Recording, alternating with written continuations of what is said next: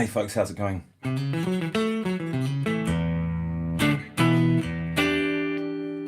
Are you all hip to these? Jolly Ranchers Hard Candy. Just found them and they're awesome. I shouldn't really have them because I'm fat enough already, but there you go. How's everybody doing? So I thought today I'd kind of just play some music and talk about really whatever, just what's been going on. A couple of topics I kind of wanted to talk about in terms of things I've seen going on in the music industry and stuff that I thought might be interesting to discuss, so you get your thoughts and feelings on.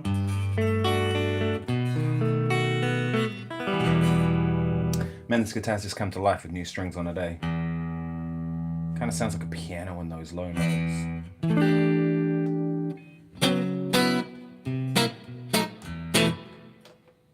But the best setting in this by far is those two pickups. Just going to adjust that angle a little bit. Let's see if we can't put that forward a little better. Let's see if that's better.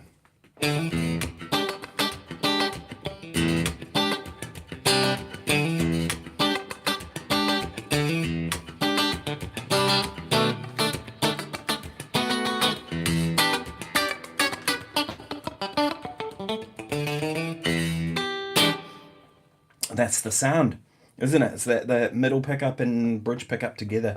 I'm not a big fan of bridge pickups and strats. I've said it plenty of times, but that combination of those two, that's the sound. And you know, put a bit of overdrive on it. Kind of, that's that sound of like Bryan Adams, right? Interesting. It's quieter in the neck position, which is Keith Scott through and through, right? Oh, that treble's jumped back up. Interesting. You know, like...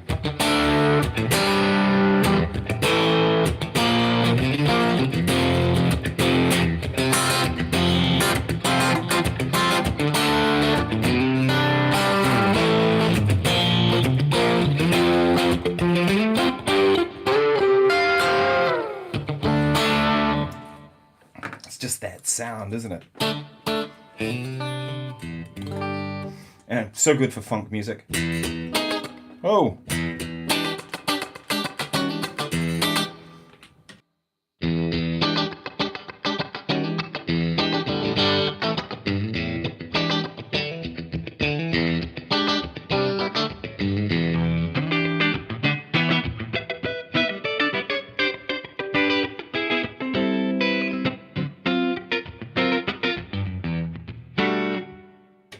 Sounds so good and it feels so good to play. You know, there's just something about these old instruments.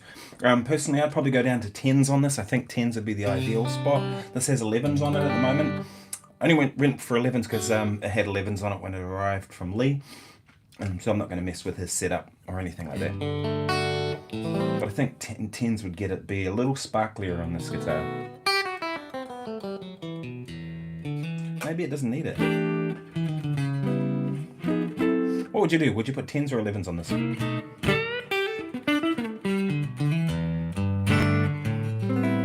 Yeah, so I thought today, you know, I'd kind of discuss some stuff I've seen. You know, I saw that Guitar Player magazine are now no longer going to be printing magazines anymore. I guess that's just the sign of the times, isn't it?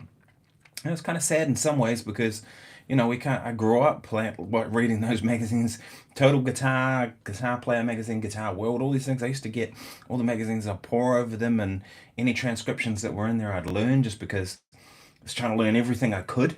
And they were super useful resources, you know what I mean? They were really cool.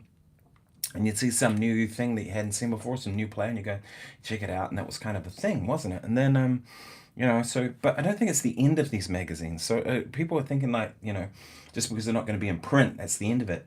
No, I think they'll still be putting out content. It's just going to be on YouTube or their website. That's just the way it's going. And the thing is, people vote with their eyes, don't they? So if people still want print copies of magazines, they'd be buying them, but they're not, right? The reality is people just are not buying print anymore. So why newspapers are going online only, because everybody just does it on their phone now. I know I do. So, and they're just, these companies are just reacting to that. So if people really want print magazines, buy them. but people haven't, so it's sort of you voted with your attention. Hopefully you can hear everything okay, let me know.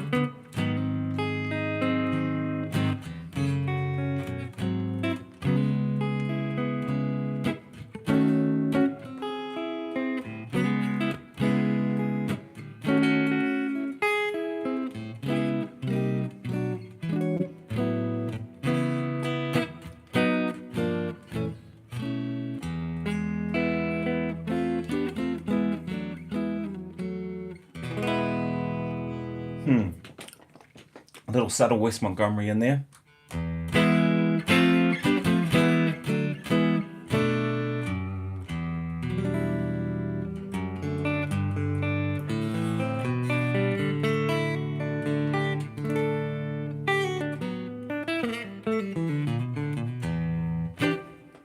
So one of the big questions I have, about these vintage guitars is, like, should we buy them? Do you know what I mean? And it's kind of it's a tricky one, isn't it?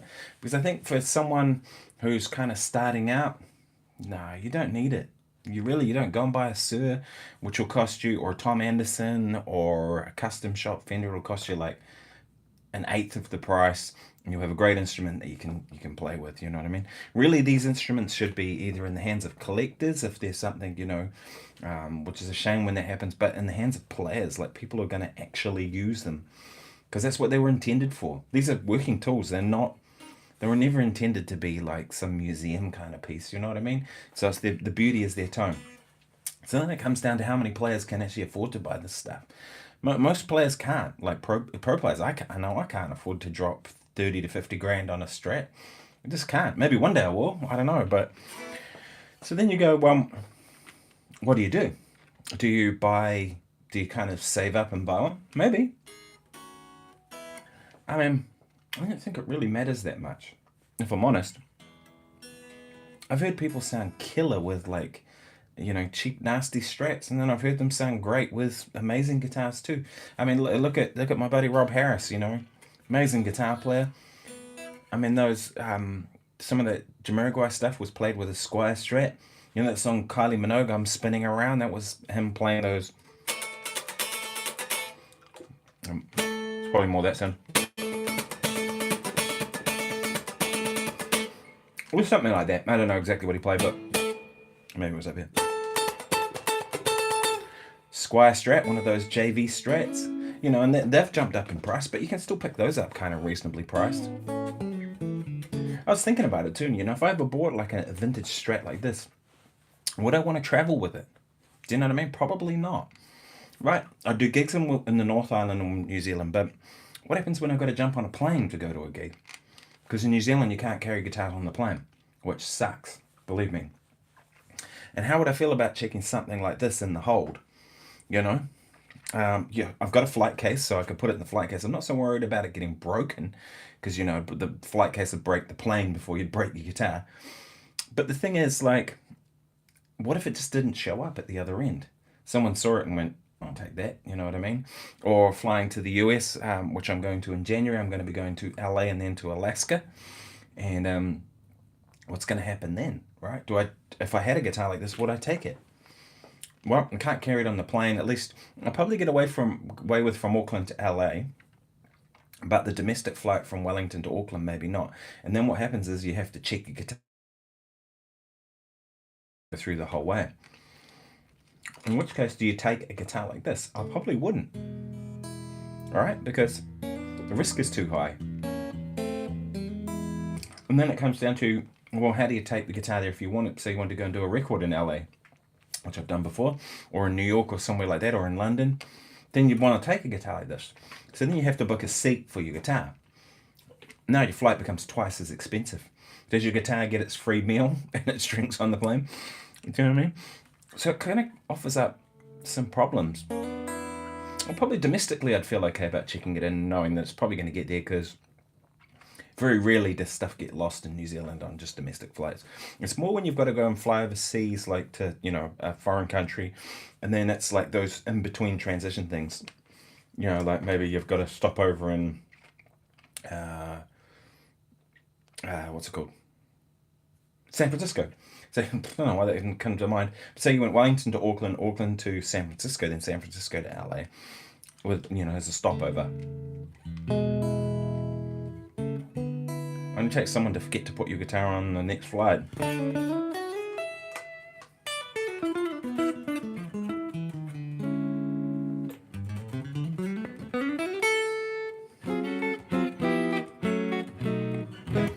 And that's the thing, if I had a Sir or something like that, yeah, I'd be bummed out if it didn't arrive at the other end, but it's not the end of the world, do you know what I mean? You can always get another one. Same with my Telecaster, like my Highway Telecaster or my Talman or something like that. Good guitars, but if I lost it, it's not the end of the world. What do you think?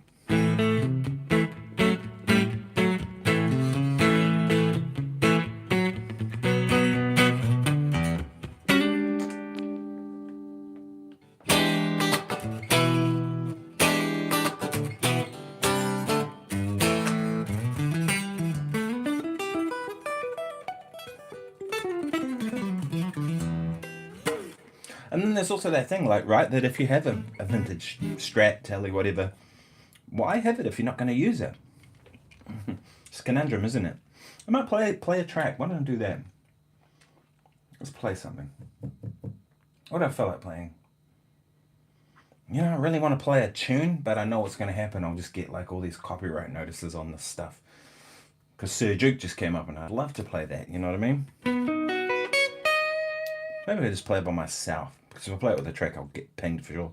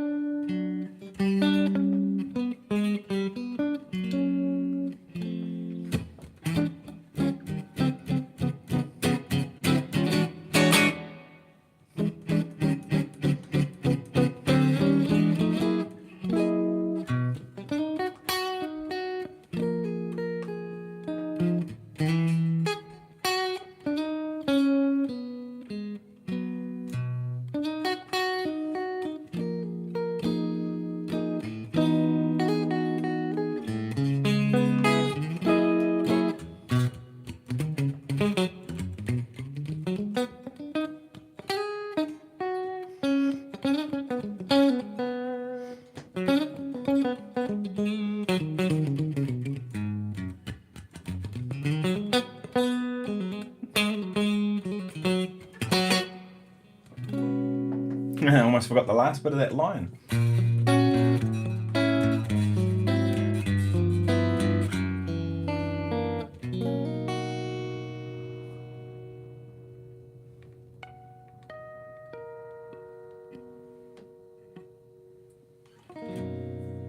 Yeah, something sweet about that, isn't there? Yeah, so the reason I'm doing this live stream earlier too is that my daughter has gone out, so I thought, well, it's a chance to have the internet free for myself, so I'm not getting dropouts and all the rest of it. Let's find a track. Let's get a dial up a sound. What about something like this?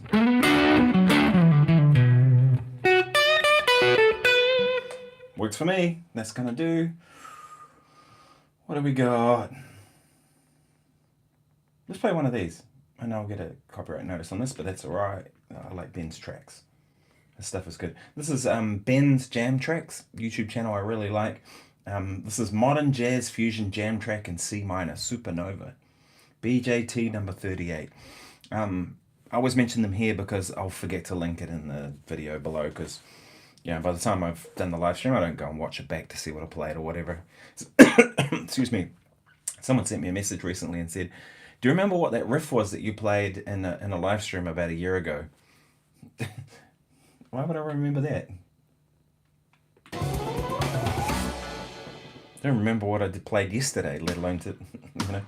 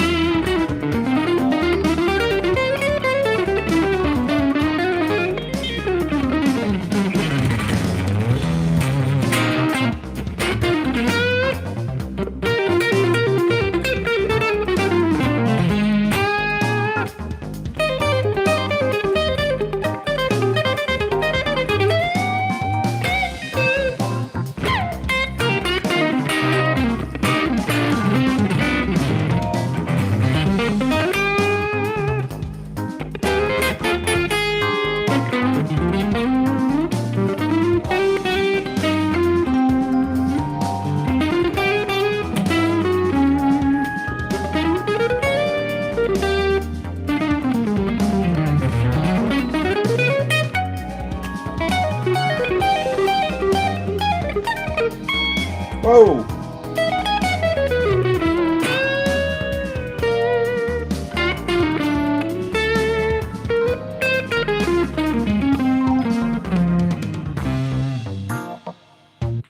Yeah, that's a fun track. I like that one. That's Ben's Jam Tracks. Go and check his stuff out. I think it's great. Where are we? Let's go back to that. If I've got any comments, I need to.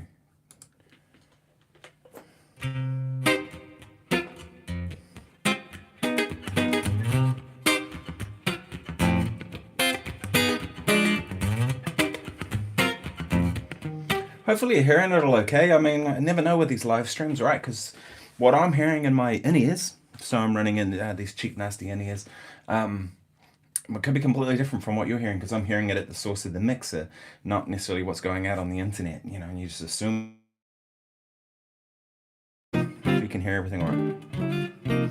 So, for example, if the backing track wasn't coming through then, just happened before, my phone is switched over to what do you call it? Phone audio rather than the USB, which I plug into it.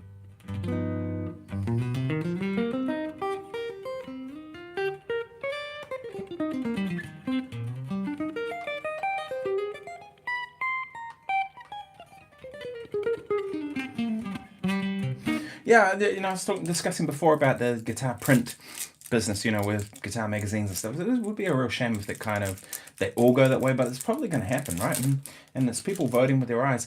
So then what happens is like all these guitar magazines really just become blogs, don't they? And then if they don't have sponsors, one of my favorite magazines of all time has been Premier Guitar, and I've actually written some stuff for Premier Guitar, which has been awesome. They're really great. Jason Shadrick, the editor, is an awesome guy. He's actually a really good guitar player too. I've heard some stuff of Jason play, and he can play. And gets out and does theatre shows and all kinds of stuff. Jason's a great dude. And Premier Guitar, that whole rig rundown thing they do, I love all that stuff. I watch all that. Maybe it's a good way to spend some time. And actually, I've learnt a lot. One of the reasons I take off one of the volumes on all Gibson-y type guitars is I watched a rig rundown with John Harrington from Steely Dan, and John just runs one volume, one tone, and I thought, yeah, that's what I prefer, or this setup, one volume, two tones. That's kind of interesting. Although this guitar hasn't been rewired, so the bridge pickup is just to open. So when you go there, it's like no tone control, and the tone controls are on those two pickups. For me, I'd rewire it and I'd have this tone control exclusively for that pickup, and then I'd have that one for the other two, which is a common mod that a lot of people do on Strats. I like that one because for me, it's like the bridge pickup is the thinnest and trebliest. So often I want to just take off the top end on that. So yeah.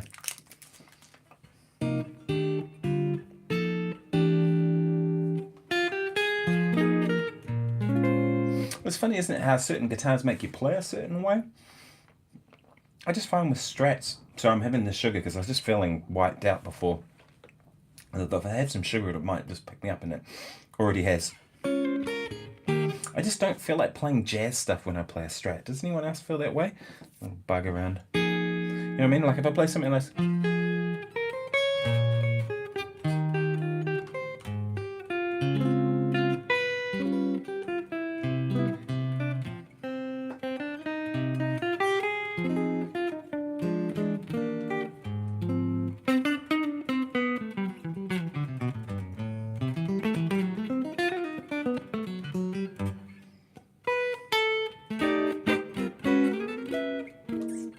And even if I turn the tone control back a bit.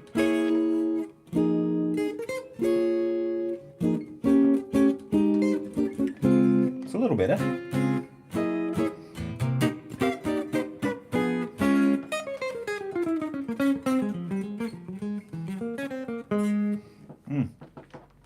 It's a little better, but I still just don't feel like playing jazz when I play a Strat. You know what I mean? It just doesn't inspire that kind of music to me. Whereas if I was to grab my old archtop guitar, it's kind of, I don't really feel like playing funky stuff on that. Funny, isn't it? And that's why I like having lots of different instruments. Do you know what I mean? All these different, I think I've got about 20 something guitars now, which is way too many, right? And actually I purged a few. When we moved to Europe, I sold a Yamaha Strat, a bunch of different things. The Yamaha Strat, and I liked that guitar a lot. If you're listening, Sam, I want to buy it back off you. That was a cool guitar. It had the original pickup, and then I'd put two mini humbuckers on either side, which were Jason Lola pickups. One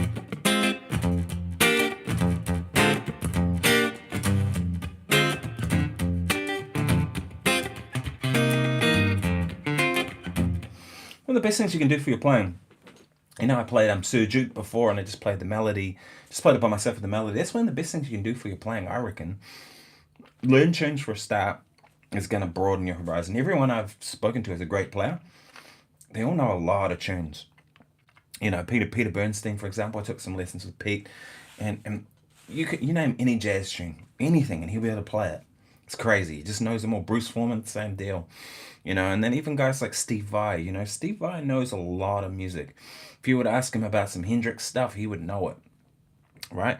You would ask him about like Eric Clapton, Jimmy Page, all those guys. He's checked out the stuff that came before him.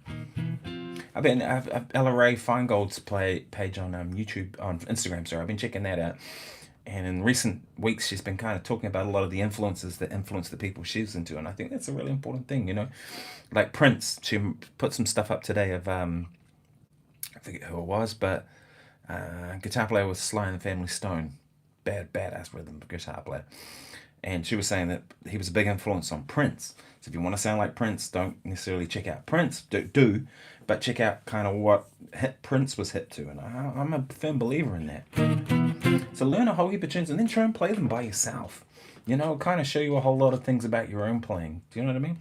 Like one I've been working on lately is that tune, Stevie tune called Brain's Dead today. So this is why I'm having sweets, because try and pick my energy up. So what's it called?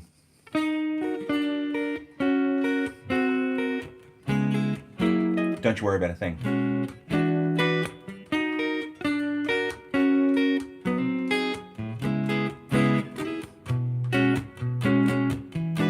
Try and play the melody. Right.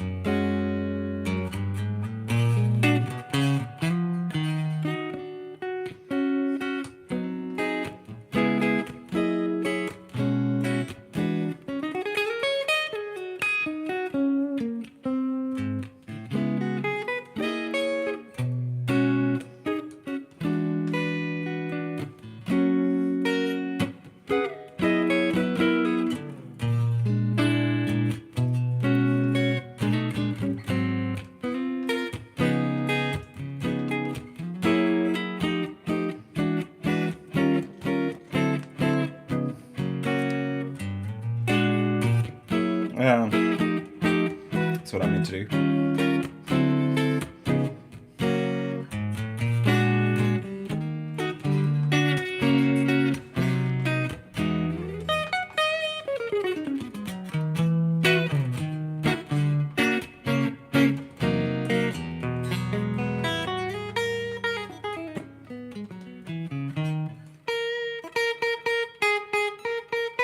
A little bit of a buzz on that fret.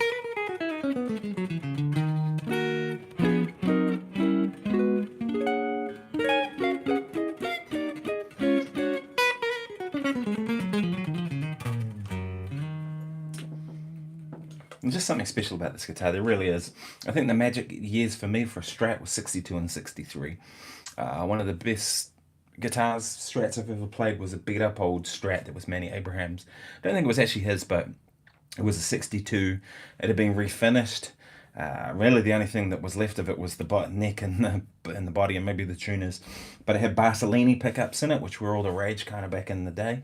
But that thing just had mojo.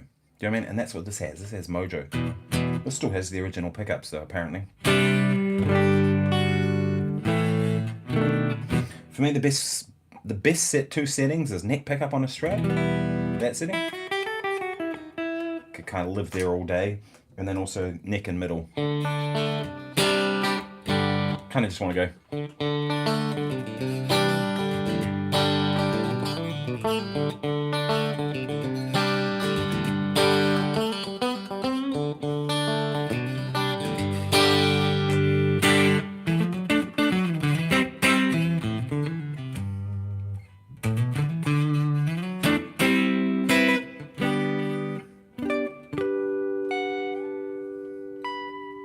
The thing too that's weird is getting used to 21 frets again.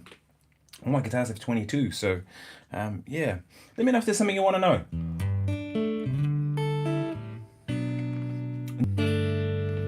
Assume you're hearing everything okay.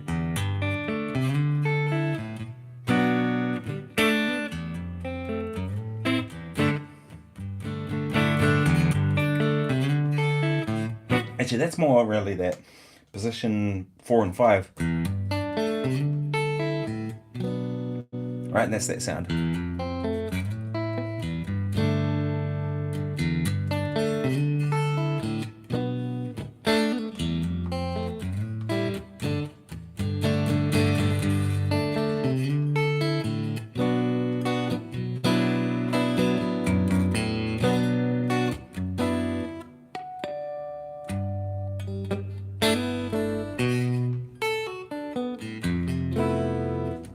and so on.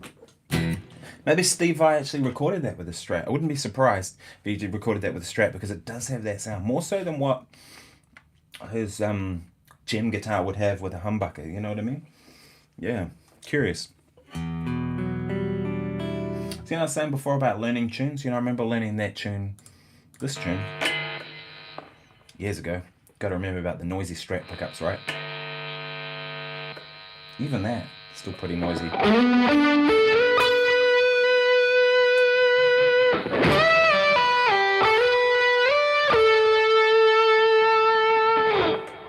Right, things like that. That tune. Remember learning that years ago. I'm not gonna play this chord.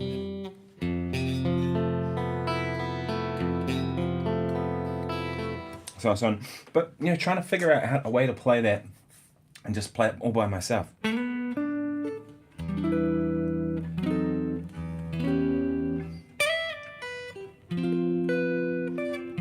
Because it kind of tells you some things about it, like even that.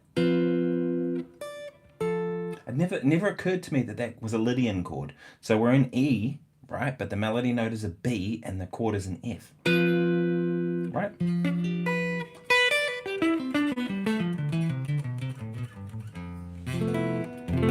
That sound. And Steve Vai uses Lydian a lot. It's a big part of his sound.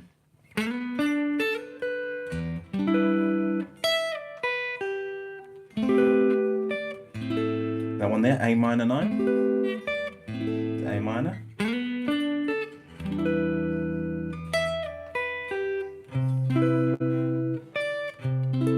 That's kind of interesting. Major 7 to major 6. And this one here, right, the F sharp. A lot of times people would correct that and just go, right, but no. Because he's kind of thinking the home key over it all, you know. But I'd never have considered that had I not tried to figure that out by myself, you know, a solo kind of guitar version. So it's one of the best things you can do, I reckon, is learn tunes and then try and figure out a way to play them by yourself and play all the parts. I'll play another tune. Hopefully you're hearing everything okay.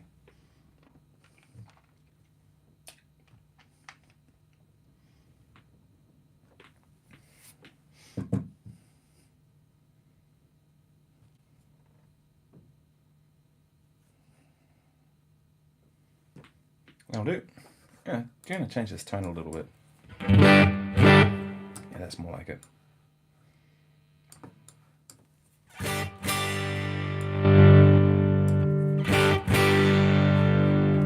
That's cool. So this is Soulful Blues Groove guitar backing track, Jam in A minor.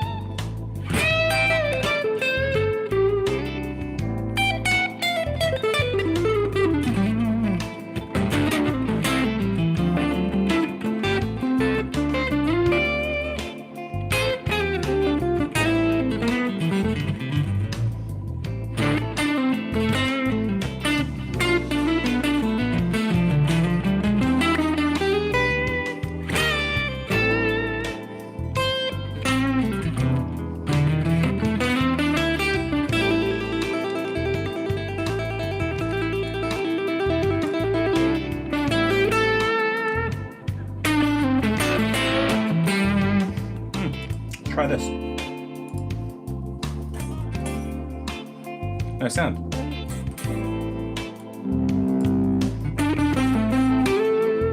Interesting.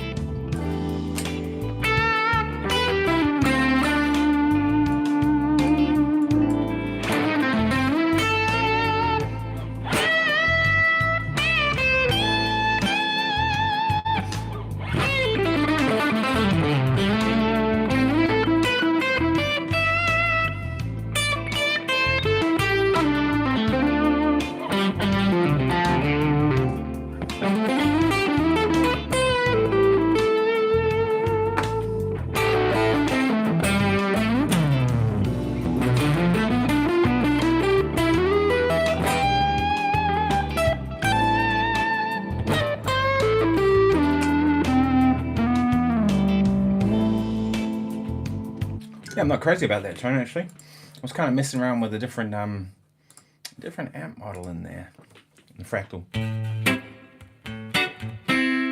Now I got to turn the treble back down.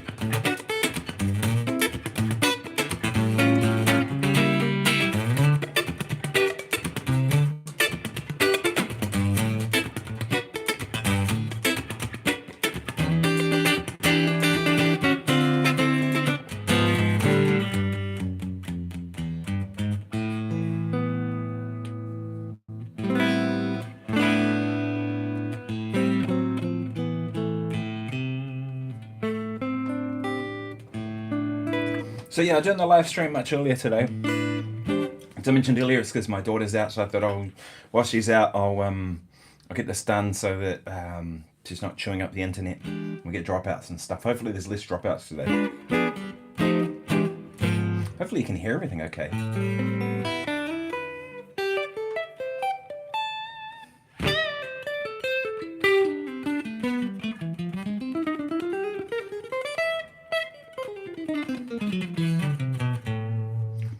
It's a cool thing that someone mentioned the other day. I think it was about. So if you have a major chord like that that's starting from here, kind of a cool sound, right? Because you get got the minor and the major third, but on a major chord, right?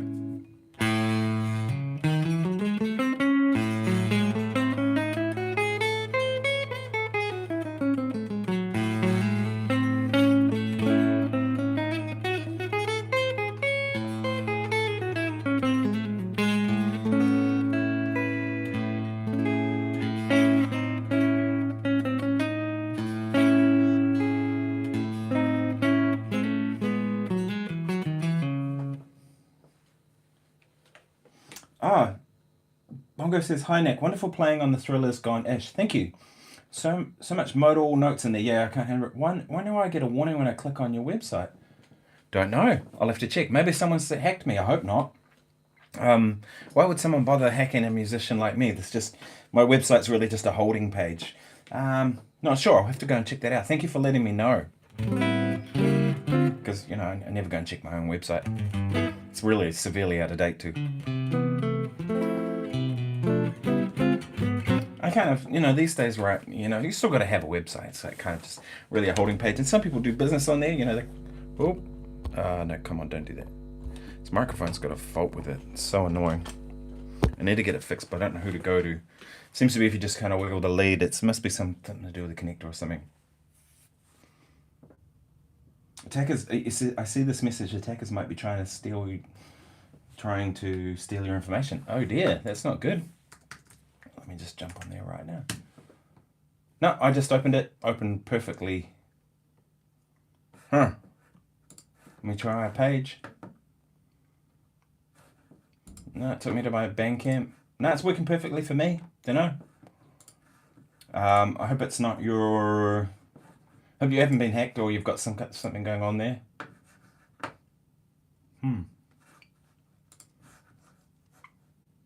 Yeah, no, it seems to be working for me. About Nick Granville, that's so out of date. Jeepers. And a really old photo.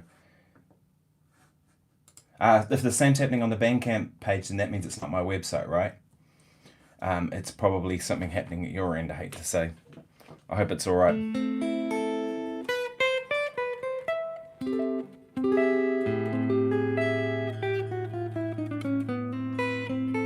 Yeah, it sucks that hackers do that. Hey, my buddy Yannick Gwizdala had that. Someone hacked his website. But he was actually selling like bass lessons and stuff, I mean, for mine, it's really just a holding page. It's a little bit of info. I mean, for me, it's more social media. Facebook, Instagram. Go to my Instagram if you haven't already. That's the best way to keep in touch with me and see what I'm up to. I post on there most days, at least on Instagram stories. I don't post that much on my usual pages. Since Facebook, Twitter, and Instagram are just fine though. Don't know, mate. Not sure. No, my website's working. I mean, I'm looking at it right now. Yeah, but like they hacked into Yannick's page and it was like, why? Like, you know what I mean? Just a bass player. If you're gonna hack anyone, like do like some, like big company where you're actually gonna get something. You know what I mean? Like, what's the point of hacking some musician's page? Says, I am accessing from the US crazy world these days. Yeah, I can imagine. I hope people in the US get some kind of certainty with things. It's kind of all over the place. And someone that, I'm obviously not from the US, so I'm not going to speculate on what people should do in that country because it's their business, none of mine. The last thing they need is someone from another country telling them what to do.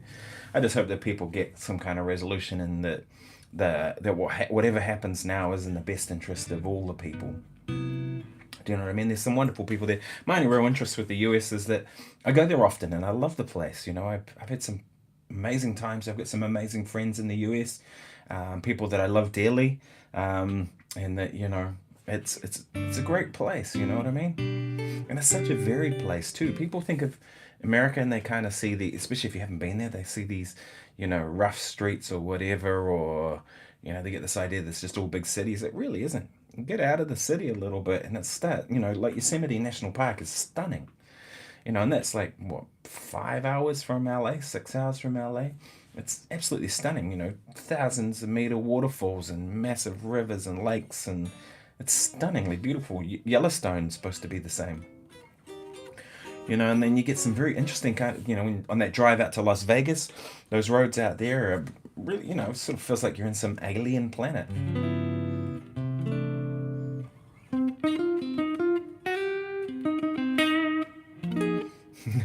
I just don't want to play jazz strings on this guitar. I don't know why.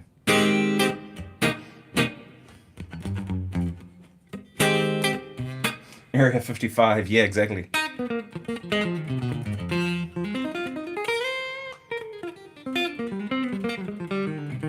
But to be fair too, I haven't actually seen all that much of the US. I've pretty much been to the two coasts. So I've been to LA. This will be my 11th trip to LA, I think. And I've been to San Francisco. This might be 4th time, I think. Yeah, if we end up going to San Francisco. But never been to Alaska, but we're going to go up to Alaska for the first time ever. Should be awesome. I had this idea of kind of going down to Tijuana or Mexico and just for the hell of it. Why not? Even if we just go for a day, it'd be kind of fun to have a look around down there and experience something different foods, everything. And then I've been to New York on that coast as well. So I haven't really seen a lot of the inland of the States. I'm sure there's a lot to see. Corey Christiansen was telling me about not Wyoming, Salt Lake City, where he's from. You know, the Rocky Mountains. It looks pretty cool.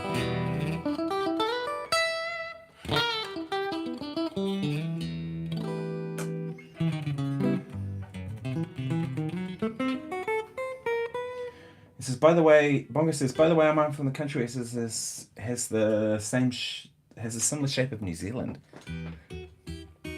What country has a similar shape to New Zealand? Italy, maybe? Although I always think of Italy as looking like the boot, right?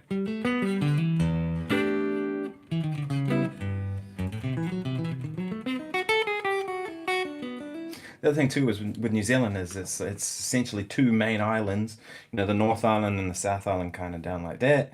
And I live right down here at the bottom of the North Island, and then you have a couple of other little islands around. He says, well, it's an island like yours. I'm not, could be anything.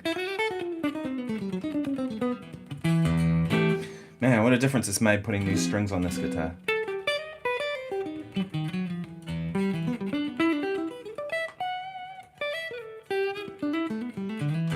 Okay, you have to tell us now. Come on, man. I still feel like playing the jazzy type stuff on a guitar like this, though. Like, it's kind of, to me, it's like that music is, jazz music is, it's a part of what I do, whether I want it to be or not. Do you know what I mean? Same with the blues. It's like I always end up playing stuff that sounds bluesy, even if I don't mean to, because it's just kind of, that's what I grew up on. And even if I play a jazz tune, it's like I'm going to end up with something kind of bluesy, like kind of George Benson did in Wes Montgomery. And for me too, it's like one of the big things of any player. Like if I don't hear the blues in their playing, I'm disinterested. Period. I don't care how clever they are. I had a bunch of students who were telling me about this modern jazz guitar player, and they're going on about him all the time. I'll leave it to you to guess who it might have been. But they were going on about him. This is like a few years ago, probably 10 years ago. I was just like, just does nothing for me. You know, mad respect to how clever it is, but there was no blues. I just didn't hear any blues element of it. And I remember like one day just going, right, I'm going to sit down and listen to his album from beginning to end and just see if I'll get it after, you know, maybe the 10th listen or whatever it was, and just give it its whole due. And I listened to it the whole way through, and I was just like, nah. And then I put on Wes Montgomery, and within like 4 notes, I was like, wow, there it is, right? He was swinging his ass off, bluesy, but not necessarily playing the blues, but a bluesy element. You know what I mean? And even like, you know, someone like Bryan Adams, I hear someone like that. You know, I like Bryan Adams. I think that music's great, and Keith Scott's a great guitar player. You know, he plays 63 as well. And the thing, when I hear that stuff, there's an element of the blues in it. You know what I mean? Even just down to the raspiness of his voice and note choices, and some of the tones are kind of a bit raunchy blues-like. And there's, you know, maybe there might be shuffle fills. There's elements.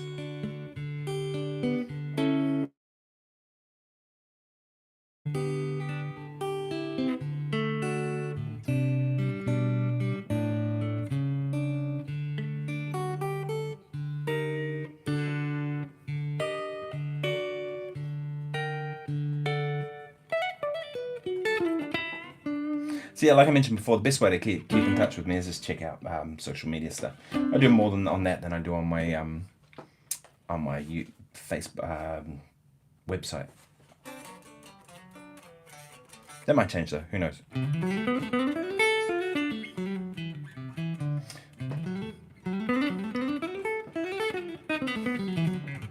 Been working on my legato playing a bit lately.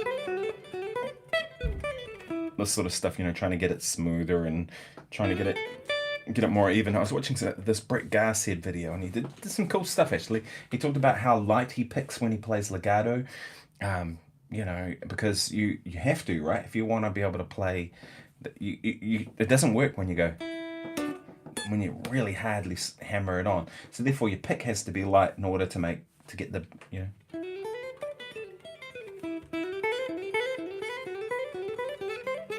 It's not my guitar, so it sort of feels different.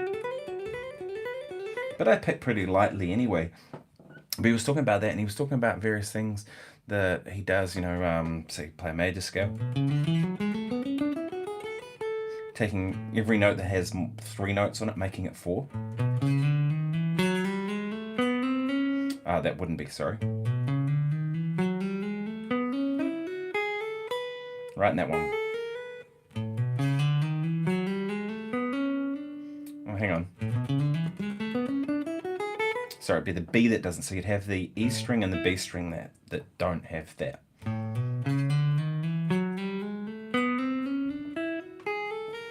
Something like that.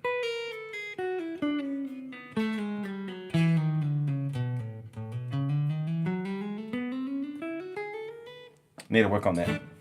But it's that guy's a monster player. He's an Australian guy, so, it's like our weird cousins from New Zealand. Just kidding.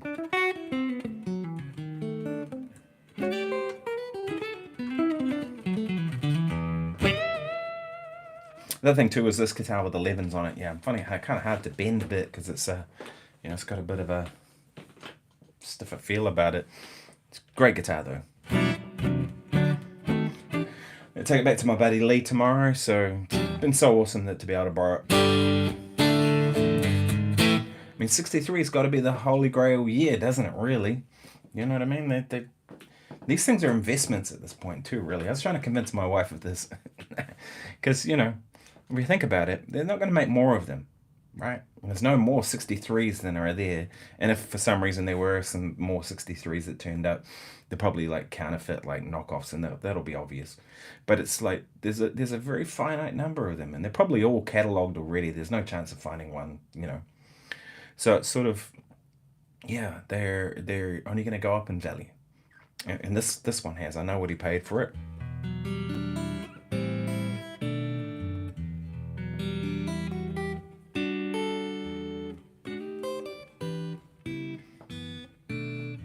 Crazy things with these guitars, is like even just, a part of it, like one of the tuners are worth probably like $1,000 or something, because someone will have one and they need replacement tuners from the exact era and the exact thing, and they'll pay whatever for it to keep their collectible guitar at its most collectible. And you go, crazy, right?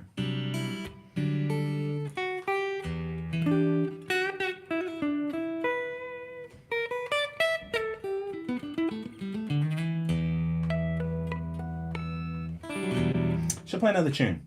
Why not? What do I feel like playing? Let's just see what comes up.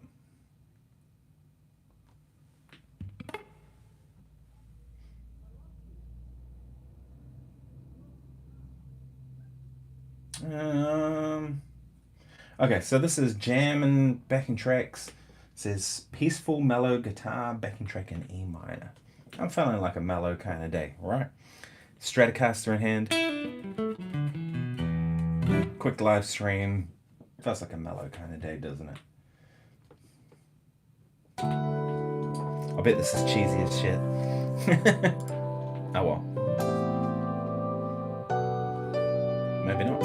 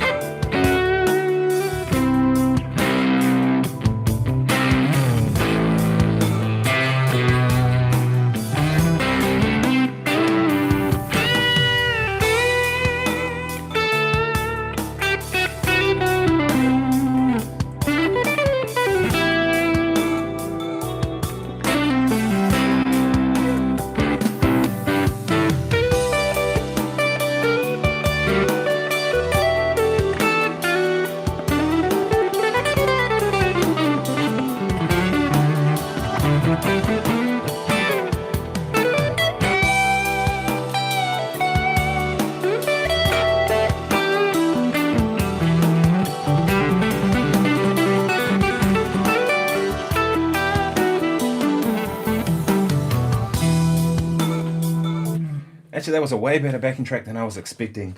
So that was peaceful, mellow guitar backing track and E minor jamming backing tracks. Yeah, that's cool. Kind of.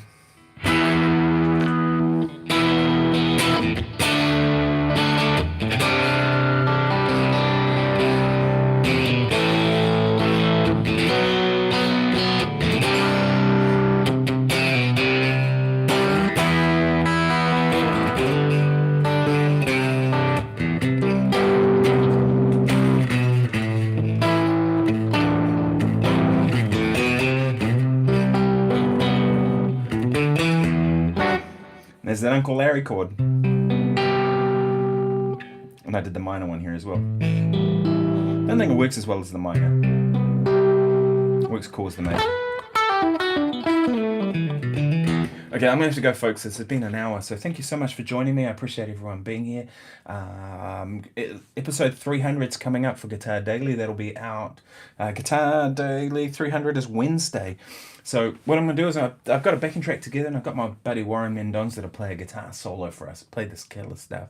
And we're going to do a couple guitar solos and put that out as a video on Wednesday. So that'll be cool. I'll probably do a live stream as well, because why not? It's episode 300. Thanks so much for joining me. If you haven't subscribed, please do. If you haven't liked, please do. Otherwise, see you tomorrow. Cheers.